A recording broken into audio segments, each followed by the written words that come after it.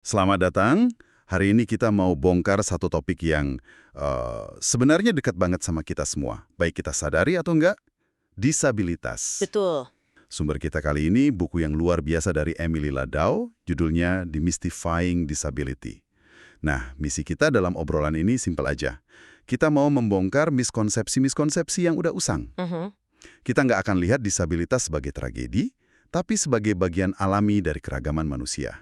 Kita akan kulik bareng-bareng soal bahasa, identitas, dan gimana kita bisa jadi sekutu yang lebih baik. Ini obrolan yang penting banget. Dan ada satu fakta dari buku ini yang selalu bikin saya berenung.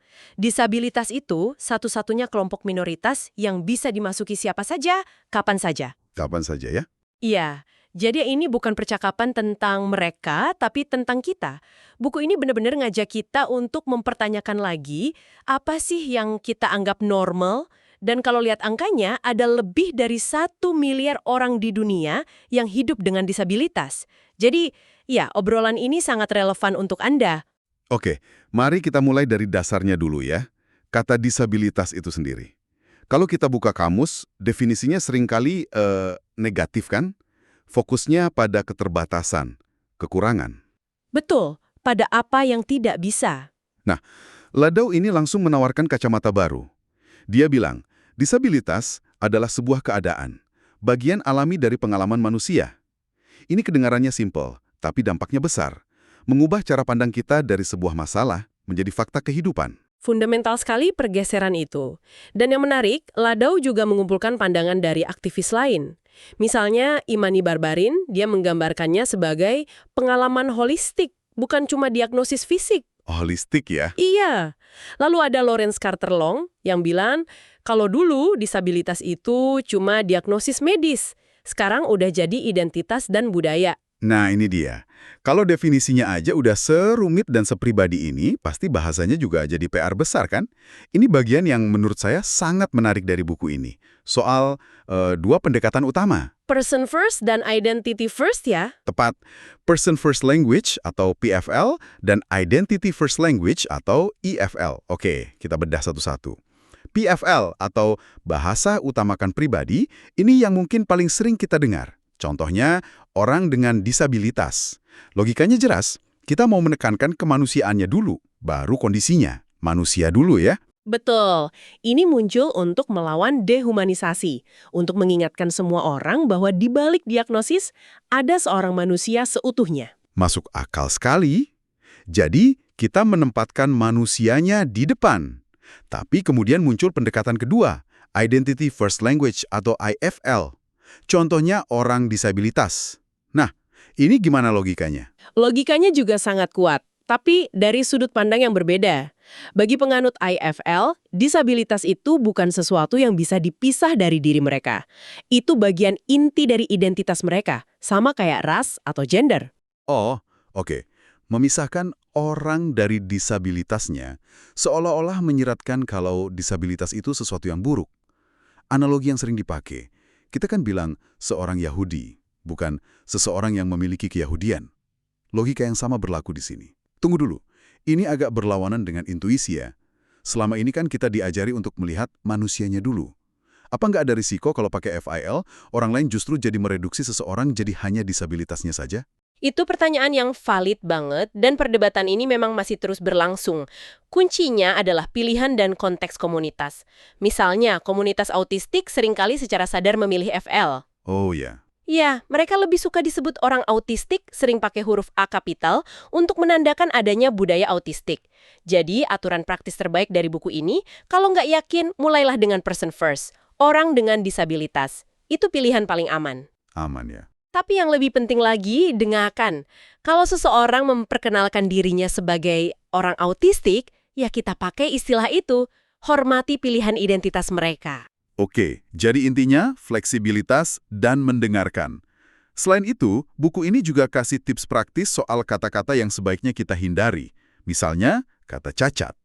Ah ya, sebaiknya ditinggalkan. Gunakan disabilitas untuk orang dan aksesibel untuk fasilitas. Jadi bukan toilet cacat, tapi toilet aksesibel. Perbedaan kecil tapi penting. Penting banget. Contoh lain, jangan pernah menyebut seseorang dengan alat bantunya. Kita nggak bilang, Si kursi roda itu, tapi pengguna kursi roda. Dan yang paling sering salah kaprah, frasa seperti terkurung di kursi roda. Nah, itu.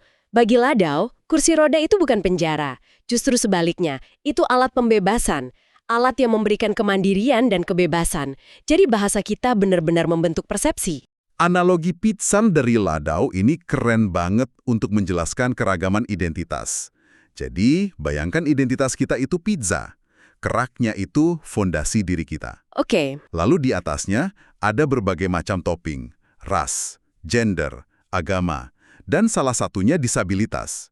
Semua topping ini saling tumpang tindih. Konsep ini yang kita kenal sebagai interseksionalitas.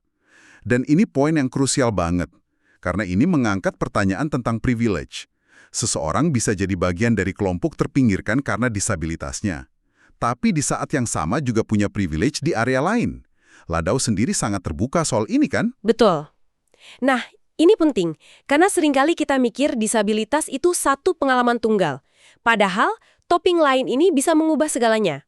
Di buku ada contohnya kan, kisah Darcy Neal? Ya, dan ini salah satu cerita paling kuat di buku. Darcy Neal ini seorang pria kulit hitam, queer dengan cerebral palsy. Dia cerita kalau ketemu orang kulit putih, pertanyaan pertama yang sering dia dapat adalah, kapan kamu ditembak? Wow! Bayangkan, asumsi mereka nggak ke kondisi medisnya, tapi langsung lompat ke stereotip rasial paling kasar. Ini contoh sempurna bagaimana berbagai lapisan identitas menciptakan bentuk diskriminasi yang unik. Itu contoh yang kuat banget. Dan ini juga mengingatkan kita kalau nggak semua topping di pizza itu kelihatan ya. Buku ini juga bahas bedanya disabilitas yang terlihat dan yang nggak terlihat. Betul. Banyak sekali disabilitas yang nggak bisa kita lihat dari luar. Penyakit kronis, gangguan kesehatan mental, nyeri kronis. Orang dengan disabilitas tak terlihat ini sering dituduh malas atau mengada-ada. Karena secara fisik, kelihatannya baik-baik saja. Tepat. Mereka terus-menerus harus memvalidasi pengalaman mereka. Ini pengingat keras buat kita semua agar nggak pernah bikin asumsi hanya dari penampilan. Semua obrolan soal lingkungan dan asumsi masyarakat ini kayaknya pas banget buat masuk ke dua cara pandang besar soal disabilitas yang dibahas di buku, yaitu model medis dan model sosial. Tepat. Ini dua lensa yang sangat berbeda. Pertama, model medis. Model ini melihat disabilitas sebagai masalah di dalam individu. Fokusnya pada diagnosis, pada apa yang perlu diperbaiki atau disembuhkan. Oke, jadi fokusnya ke individu. Lalu, lawannya adalah model sosial. Betul, model sosial membalikkan itu 180 derajat. Menurut model ini, masalah utamanya bukan pada tubuh seseorang, tapi pada masyarakat, pada lingkungan dan sistem yang penuh hambatan. Contohnya? Guna kursi roda nggak bisa masuk restoran. Menurut model medis, masalahnya karena orang itu nggak bisa jalan. Menurut model sosial, masalahnya adalah karena restoran itu cuma punya tangga.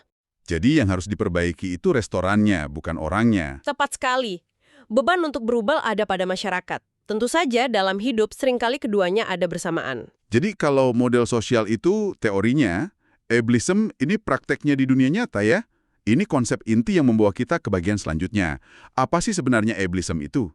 Secara sederhana, ableism itu diskriminasi dan prasangka terhadap penyandang disabilitas, sama seperti rasisme atau seksisme.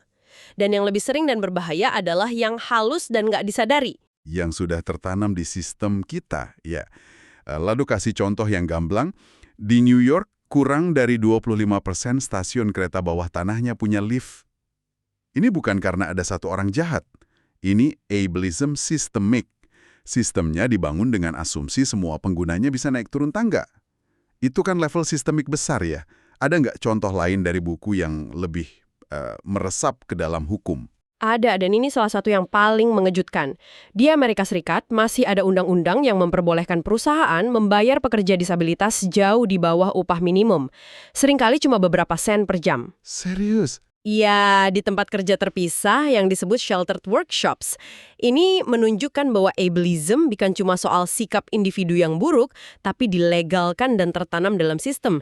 Itu benar-benar mengejutkan. Oke. Itu level sistemik ya, tapi gimana dengan interaksi kita sehari-hari? Disinilah buku ini jadi sangat praktis. Aturan pertama yang dia tekankan, Tahan pertanyaan usil. Ini penting banget. Rasa ingin tahu bukanlah tiket untuk menginvasi privasi seseorang. Aturan praktisnya bagus. Kalau Anda nggak akan menanyakan itu pada orang non-disabilitas, jangan tanyakan pada orang disabilitas.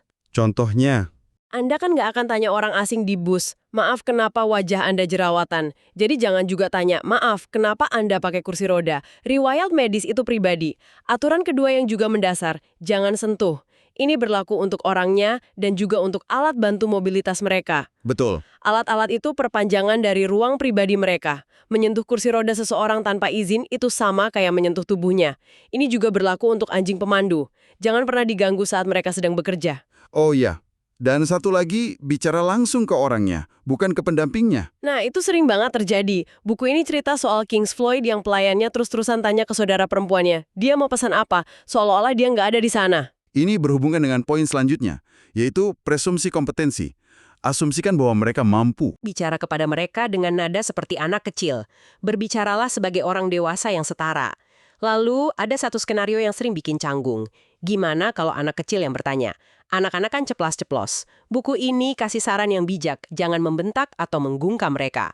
Reaksi seperti jangan diliatin itu justru menanamkan pesan bahwa disabilitas itu tabu atau memalukan. Jadi apa yang harus kita lakukan? Gunakan momen itu untuk mengajar. Jawab pertanyaannya dengan tenang dan sederhana. Kalau anak tanya, kenapa ibu itu kakinya cuma satu? Jawab saja, setiap orang tubuhnya beda. Ibu itu pakai kaki buatan untuk bantu berjalan, sama kayak kamu pakai kakimu. Keren ya? Ini menormalkan perbedaan. Wah, banyak banget yang kita bongkar hari ini. Setelah semua obrolan ini, rasanya ada beberapa hal penting yang bisa kita bawa pulang. Pertama, disabilitas itu bagian alami dari keragaman manusia. Bukan anomali. Kedua, bahasa yang kita pakai punya kekuatan luar biasa. Dan ketiga, memahami konsep kayak interseksionalitas dan ableism itu langkah pertama untuk jadi sekutu yang sejati. Dan ini lebih dari sekedar bersikap baik ya. Ini tentang secara aktif membongkar asumsi di kepala kita sendiri tentang apa itu normal. Ini tentang menuntut dan ikut menciptakan dunia yang benar-benar aksesibel untuk semua orang. Sebagai penutup, kami ingin meninggalkan Anda dengan satu pemikiran untuk direnungkan. Buku ini menyebut istilah yang dipakai beberapa aktivis untuk merujuk pada orang non-disabilitas, temporarily able-bodied, untuk sementara berbadan sehat atau mampu. Ya, gagasan ini adalah pengingat yang kuat bahwa disabilitas adalah suatu keadaan yang cepat atau lambat kemungkinan besar akan kita semua alami. Pertanyaannya untuk Anda, bagaimana gagasan ini bahwa status mampu Anda saat ini hanyalah sementara, mengubah cara Anda memandang lingkungan di sekitar Anda, percakapan yang Anda lakukan, dan bahkan cara Anda memahami identitas Anda sendiri?